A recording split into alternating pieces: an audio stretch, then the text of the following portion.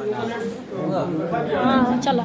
जो national human rights का जो आज ऑर्गेनाइजेशन का जो बिल्कुल आज डे है, नेशनल ह्यूमन राइट्स डे है। ह्यूमन राइट्स डे के लिए आज हम लोग इकट्ठा हुए हैं। अपनी बात को रखें कि हमारे बीच में शख्सियत जैसे प्रोफेसर वासनी साहब ने सुने आप, और जनाब शाह मोहम्मद साहब को सुने, और हमारे बीच में समाज सेवी हैं रणवीर साहब। मैं उनसे रिक्वेस्ट करता हूँ कि वो भी 5 मिनट अपनी बात को रखें, इसी तरह सुनेंगे, फिर बाकी कार्रवाई करेंगे।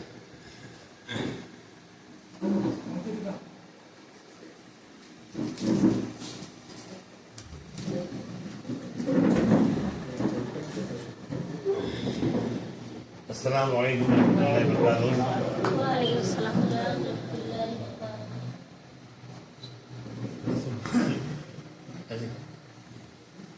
जय हिंद, जय मूल निवासी, जय संविधान, जय भारत। आज हम लोग यहाँ पे इंटरनेशनल ह्यूमन राइट्स डे जो सारे दुनिया में 10 दिसंबर को मनाया जाता है, हम लोग भी आज उसी सिलसिले में बात करने यहाँ आए हैं। तो हमारा मकसद है लोगों को ये एहसास दिलाएं, उनको बताएं, आगाह कराएं कि हमारा हक व हुकूक क्या है, और उसके लिए पूरे दुनिया में इंटरनेशनल ह्यूमन राइट्स जैसा ऑर्गेनाइजेशन, ये जो डिक्लेरेशन हुआ था उसमें क्या है। बेसिकली 1948 में यूनाइटेड नेशंस में ये डिक्लेरेशन हुआ, जिसमें कि ये तय पाया कि इंटरनेशनल ह्यूमन राइट्स डे मनाया जाएगा। और 1950 में सारा जो स्टेट्स थे, मतलब कंट्रीज थे, उनको बुलाया गया कि आप लोग आइए, इस पे दस्तखत कीजिए, और हर मुल्क में ये कानून लागू रहेगा, बनाए। तो ये राइट्स में क्या है कि एक बच्चा पैदा होते ही, या कोई भी इंसान हो, चाहे उसका रेस कुछ भी हो, कलर कुछ भी हो, जात कुछ भी हो, कास्ट कुछ भी हो, उसका अधिकार हर जगह है। खाने का अधिकार है, पढ़ने का अधिकार है, घर का अधिकार है, कमाने का अधिकार है, उसका इक्वलिटी का अधिकार है, कोई तरह का डिस्क्रिमिनेशन नहीं हो सकता है, और इज्जत के साथ में वो रह सकता है। ये अधिकार जो है ये दिया गया है। लेकिन मैं आप लोग भाई को, ज़्यादातर भाई जो यहाँ पर मौजूद है, ये बताना चाहता हूँ, ये तब 1948 में हुआ, आज से 1400 साल पहले कुरान में ये सारा राइट्स दे दिया गया था। ऐसा कोई राइट्स ह्यूमन इंटरनेशनल राइट्स में नहीं है जो कुरान में नहीं है। ये सारा राइट्स पहले से हमको दे दिया गया है। औरतों का हुकूक, बच्चों का हुकूक, यहाँ तक कि पड़ोसी का हुकूक। और ऐसा नहीं कि तुम मुसलमान हो तो तुमको राइट मिलेगा, नहीं नहीं नहीं। बहुत सारे लोगों को ये मालूम नहीं है कि जब मदीना मुनव्वरा में जो यहूदियों के साथ में जो मिलकर जो डिक्लेरेशन जो हुआ था, मौलवी लोग बताते नहीं हैं, जो पूरा परसेंटेज जो था वहां पे, मुसलमान थे 15%, कितना थे हुजूर सल्लल्लाहु अलैहि वसल्लम में मौजूदगी में 15% थे। 60% से ज्यादा जो थे जो यहूदी थे, ज्यूज थे, और बाकी दूसरे मजहब के लोग थे। लेकिन ये जो डिक्लेरेशन हुआ जिसमें कि सब दस्तखत करे, उसका मतलब ये कहा जा सकता है कि दुनिया का फर्स्ट कॉन्स्टिट्यूशन जो है मोहम्मद सल्लल्लाहु अलैहि वसल्लम ने आज से 1400 साल पहले बना के किया था, जिसमें ये गैर कौम ज्यादा तादाद में थे, और उन्होंने उस पर स्टैम्प दिया, माना कि हाँ ये सही है। तो हमारा जो है, हमारे साथ में ये कमजोरी है कि हम लोग जो है न पढ़ते हैं न हम जानते हैं।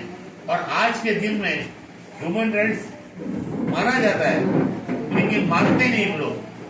लेकिन लोग मानते नहीं है। अभी भी पूरे दुनिया में जिसका ताकत है, जिसका जोर है, वो जुल्म करता है। बेकसूर बच्चे जो पैदा हुआ है, 5 साल, 2 साल, 10 साल का बच्चा है, एक औरत है, अपाहिज है, बूढ़े हैं, आज डेली इजराइल जो है फलस्तीन में डेली मारता है, और पूरा दुनिया खामोश होकर देख रहा है। अभी तक 70,000 से ज्यादा आदमी मर चुके हैं, और ये चीज खाने को मिलता नहीं। 30 लाख आदमी यमन में है, भूखमरी में मर रहे हैं, सूडान का हालत खराब है। तो ये हम यहाँ पर बैठ के अगर ये सब के लिए फाइट नहीं करेंगे तो हमारे इन लोगों को हक कैसे हासिल होगा। और दूसरी बात यह है, जब लोग निकले मैदान पे, जब लोग निकले फाइट करने के लिए कि भाई लोगों का ह्यूमन राइट्स को डिफेंड किया जाए, उनका हक अधिकार दिया जाए तो उनके ऊपर में अत्याचार होने लगा, उनके ऊपर में जुल्म होने लगा। जब जुल्म होने लगा तो फिर यूनाइटेड नेशन ने ह्यूमन राइट्स डिफेंडर्स का एक एक्ट बनाया कि जो ह्यूमन राइट्स को डिफेंड करते हैं उनको भी प्रोटेक्शन दिया जाए। आज के दिन में ह्यूमन राइट डिफेंडर्स, अगर आपके पास में ताकत है, आप सत्ता में है, मैं डिफेंड करता हूं और आपको ये पसंद नहीं है तो आप आदमी लगा के मुझे मार देते हैं, आप पुलिस लगा के मुझे मार देते हैं, आप गुंडा लगा के मुझे मार देते हैं। तो ये काम जो है सिर्फ यहीं पर नहीं, ये सारी दुनिया में होता है। और जो काम जिसको मुसलमानों को जो 1500 साल से हक और हुकूक की बात कहा गया था, आज देखिए अफसोस की बात यह है कि यूरोपियन कंट्रीज में जो छोटे छोटे कंट्रीज है, न्यूजीलैंड है, उनके पास में जो है ज्यादा सिविल राइट्स है, ज्यादा हक और हुकूक की बात है, जबकि हमारे मुल्कों में जो मुसलमान मुल्क है वहां पर नहीं है। वजह यह है कि हम जो है जब हक देना नहीं चाहेंगे, लेना चाहेंगे और हम जो है अब जो जरूरतमंद है उसका जरूरत को पूरा नहीं करेंगे तो हमारे अंदर में इंसानियत कहाँ रहा। हम इंसानियत हमारे अंदर में ऐसा है कि हमें कहा गया है कि पड़ोसी आपका कोई भी रहे, अगर भूखा सो गया तो अल्लाह ताला क़यामत के दिन में आपको पूछेगा कि मैं भूखा था, मुझे खाना क्यों नहीं किया। हम करते हैं। तो आज के दिन में वक्त का मैं ज्यादा बात नहीं करूंगा। मैं आपको ये बताना ये चाह रहा था, डिक्लेरेशन में बहुत सारा राइट्स दिया गया था। तो ये ऐसा है कि आप लोग जो यहाँ पर मौजूद हैं आज के दिन में, और खास करके भारत में भी इन डिफेंडर्स की और ह्यूमन राइट एक्टिविस्ट की, डिफेंडर्स की बहुत जरूरत है। इतनी जरूरत है क्योंकि आज बेगुनाह लोगों को जेल में भर दिया जाता है, उनका 6-6 साल तक सुनवाई नहीं होता है, उनका चार्जशीट नहीं बनाया जाता है और वो जेल में सड़ते रहते हैं। 15 साल के बाद में आते हैं, कोर्ट कहता है कि कोई सबूत नहीं मिलने की वजह से आपको बाइज्जत रिहा किया जाता है। लेकिन वो 14 साल जो उसका बर्बाद हुआ, 15 साल जो उसका बर्बाद हुआ, कौन उसको देगा, कौन लाके उसको देगा।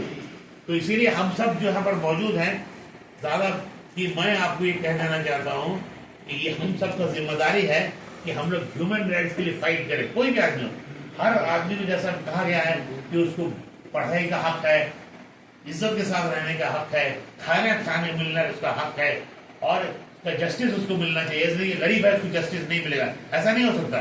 हक मिलना चाहिए, हर तरह का उसको जो है घर छत मिलना चाहिए। तो हम सबका ये जिम्मेदारी है कि हम लोग इसमें साथ दें, इसमें फाइट करें और आगे बढ़े। और मैं मुंतकिम भाई को क्योंकि मैं एक मौका मिला आया हूँ, मैं बता दूं कि अभी मैं एक एयरलाइंस इंडस्ट्री से जुड़ा हुआ हूँ। तो अगर आप बाद में कोई +2 के बाद में जो भी बच्चे हैं, हम लोग उनको नौकरी में रखा दे सकते हैं एयरलाइंस इंडस्ट्री में। वैकेंसीज बहुत ज्यादा है, आप हमें